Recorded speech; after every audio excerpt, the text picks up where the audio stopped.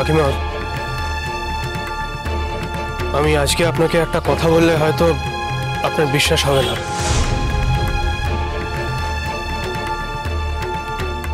Sir যেদিন মারা যান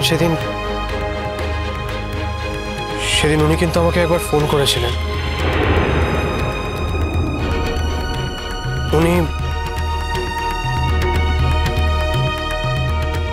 উনি আমাকে আপনাদের আর আমাদের পরিবারের আত্মীয়তার কথা বলেছিলেন।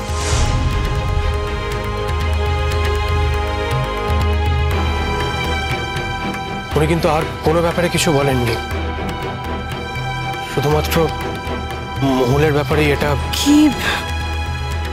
কি বলছো তুমি রোদ্দুর? এখন তো আর এসব সম্ভব নয়।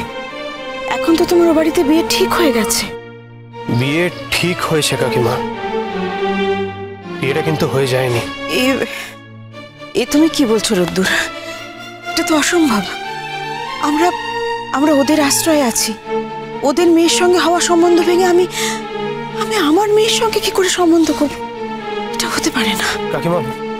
এতগুলো জীবন জড়িয়ে আছে এর সঙ্গে। তা হয় না রোদ্দুর। তুমি কেন ভুলে যাচ্ছ? তুমি ওদের কথা দিয়েছো। আমি কথা দিইনি কাকিমা, আমার বাড়ির লোকেরা কথা দিয়েছে। ওই একই হলো রোদ্দুর। তাতে তো আর কিছু বদলাবে না বলো। এখন ওরা জানে যে ওদের মেয়ের সঙ্গেই তোমার বিয়ে হবে। না না, এসব তুমি এখন আর বলো না। এমনিতেই তুমি জানো না, যেদিন তুমি ওই মেয়ে দেখতে এসেছিলে সেদিন মহুল ওই তোমাদের সবার সামনে চলে এসেছিল বলে মহুলকে যা নয় তাই বলেছে। তার উপর তুমি আজ আমাদের নিয়ে এসেছো।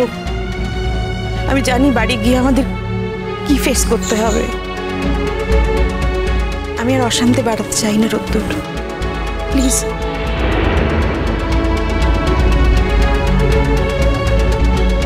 আমার মেয়ের কপালে যা আছে তাই হবে। তাছাড়া আমি আর এ নিয়ে অশান্তি বাড়াতে চাই না রোদ্দুর।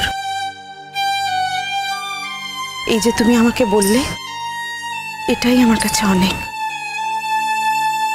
মনে থাকবে আমার। আমি কিন্তু মনে রাখার জন্য কথাটা বলিনি কাকিমা। আমি আমার মনের কথাটা আপনাকে জানালাম।